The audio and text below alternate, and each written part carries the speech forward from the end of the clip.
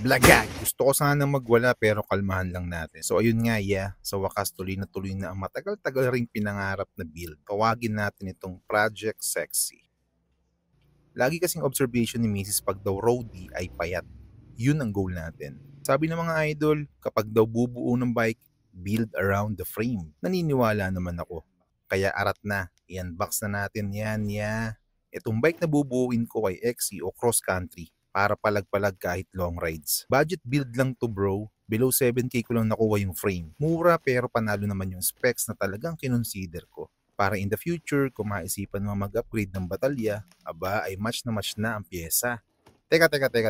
Ano nga bang naisipan ko at napabuo ako ng XC bike may enduro bike naman na ako. Alam nyo kasi mga tol, XC talaga ang trip ko na discipline sa mountain biking kahit noon pa. Gusto ko rin ma-experience sumali sa mga XCM race tulad ng 7-Eleven at Brusco. Isa pang dahilan nakakataba kasi yung enduro boy. So swabe rin to kung may cross-training na purong padyakan. Nga pala, nahulaan mo na ba kung ano tong frame na ina-unbox ko?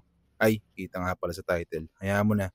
Pero kung gusto mong malaman kung saan ko binili to, silipin mo lang sa Shopee ang Pro Agent Bike Shop. 5 stars kayo sa akin mga bro. Sobrang ganda ng pagkakabalot niya sa bike.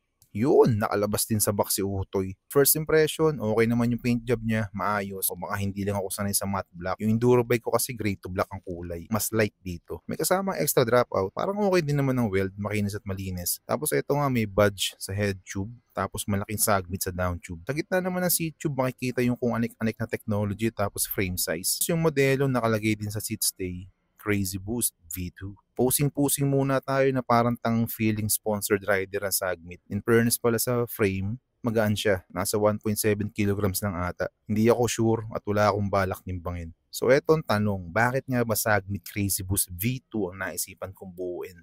Una, kamukha siya ng Specialized Chisel, pes gulagat ika nga. Pagdating naman sa specs, modern na. Tapered ng head tube, tapos true axe na, boost pa, threaded din ng BB, may lagayan din naman ng cage para sa water bottle na dapat lang naman na meron. Internal cabling din ng frame. Tulad nga na nasabi ko kanina magaan siya. Dropper post red na rin nga pala.